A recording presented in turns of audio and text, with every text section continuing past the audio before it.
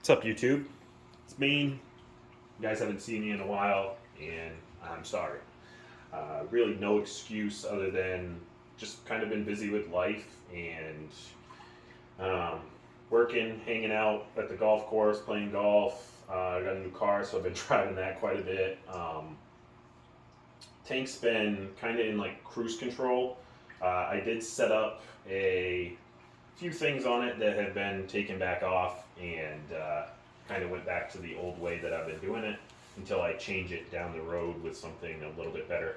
I did lose my female clown. She jumped out probably 3, 4 weeks ago now, and if you follow me on TikTok, you've probably seen that.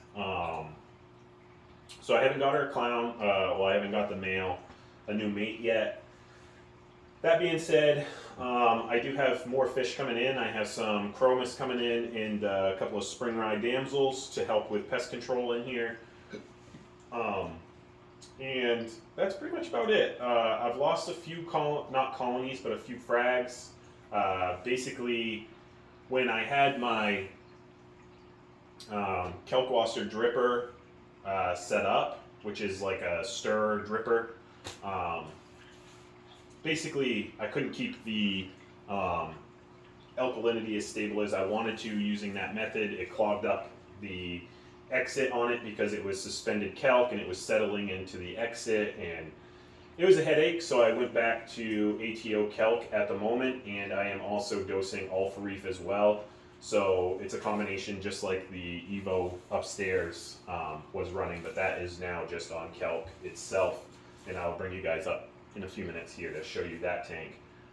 That one's going through its own headache of dinos at the moment. So dinos and hair algae, which the hair algae is being taken care of. I have loaded it up with all the hermit crabs that were in here because I had to do a bug treatment in this system. So all the hermit crabs are out. But as for everything else, lights are still the same, still the 200 watt hyper reefs. They are now set up on, I think it's like 8% whites, 3% greens, 2% reds, and then violet and blue is 100% for the whole photo period. Nothing else has changed in the system. But I do have, some STN issues going on, and mostly from the frag I picked up from a local buddy. It's not even a frag, it was basically a chunk off of a huge colony that he had. Everything else is good besides this colony right here, which I believe it's California tort, which it tears me up that it's STNing. So I'll have to break out the saw and cut it and re-glue it to some frag plugs. Other than that, everything else is puddling out pretty well. It went through when I had those issues with the calc stir, the alkalinity going up and then going back down, and just not being, I wasn't here all the time to be able to watch it, and with no controller, it's one of those things where if with no controller on the system, you are the controller. You need to be here for it. So that was my bad. Things happen, but other than that, growth has been really good. This guy right here has just been absolutely insane. What else? The bonsai's been doing really well. The green dragon from the Evo upstairs has been insane. Not Cali tort. That's another tort. I can't remember. Miyagi tort. That has been looking really good. That also came from a local hobbyist as well. But I mean, I'm dealing with some hair algae in this system. Again, I'm not sure where it came from. The nutrients in the system were non-existent even before the algae started to take off. Once the algae took off, it grabbed a good foothold and it just filled up the whole thing. So in the order that should be here tomorrow, there will be a sea hair as well to be able to take care of the algae, because the tank still shows virtually undetectable phosphates and nitrates. So obviously it's being consumed up by the algae. But I want to be able to have something in there to be able to help out the tanks, because the two tanks are not able to take care of it by themselves. Other than that, really nothing else is going on. Lights have been great. You can see they're starting to dim down now into the blues, but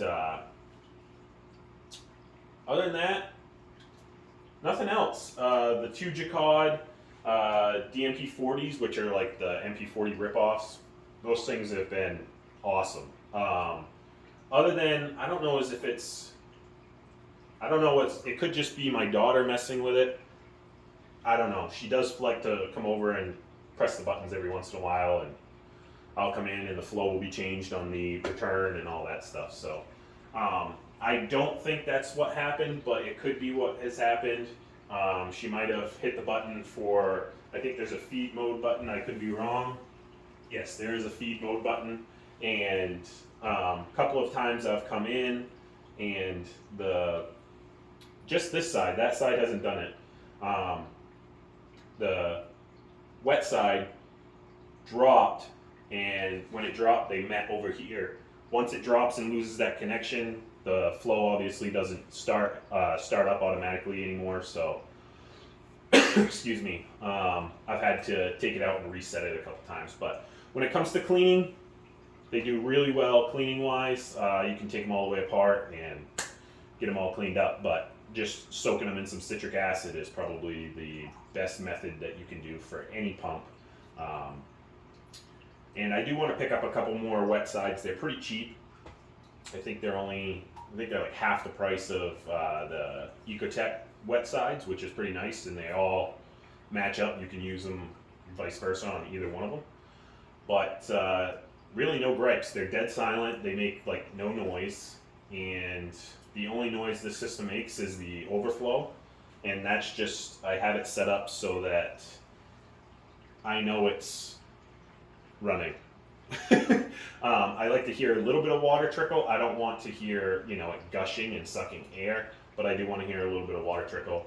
And I have not changed out the board on the first run of these 200s yet. I have it still sitting over there that Night Crew sent me. I just haven't changed it out. Other than that, this tank is doing pretty good. It's finally starting to stabilize back out again after my issues with the kelp dripper. And let's go upstairs and take a look at the Evo real quick. Mind you, I have not cleaned this tank, so you're looking at it, just the front glass. I cleaned that, the back glass, the side glass, detritus on the bottom. It's dirty. It's a reef tank. No nutrients in it, so I've been pushing off water changes, even though now I will be starting them back up more consistently because the water was pretty yellow. If you've never looked into dissolved organic compounds, DOCs, or carbons, the easiest way to know if you have a high DOC is put it in a white bucket. So, white bucket during my water changes, I'll put it in the video so you guys can see it. Pretty drastic yellowing in the water, so start up on the water changes, and we'll try and keep them small. I was doing 5 gallons every like 2 weeks on this system, but I'm gonna up it to 10 gallons every 2 weeks now, just to help with the docks and yellowing of the water. I have started using carbon again. I wasn't using carbon. Hi Jared, I know. But I just started up the other day after the water change because of how yellow the water was in those 2 water changes. So I said, screw it, we're going to put it back on. And still using UV purely just for the fish, nothing else.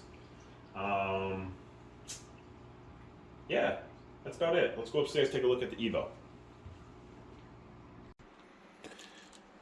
Alright, so a couple of things have changed on the Evo. We are no longer using Alpha Reef as a supplemental dosing method. Only reason for that is because when I pulled the acros and stuff out, obviously I wasn't using as much elk, calcium, magnesium, so I went back to just kelp in the auto top off right now. However, again, I have been doing other things.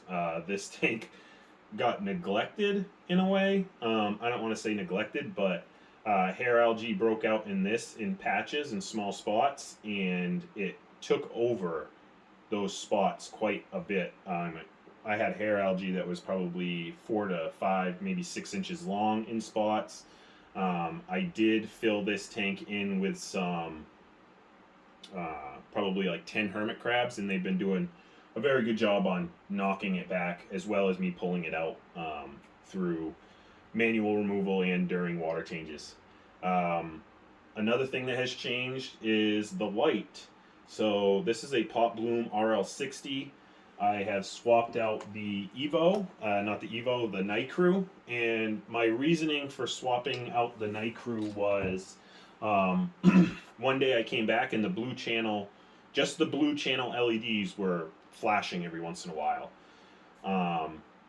It might have been the power supply. I don't know.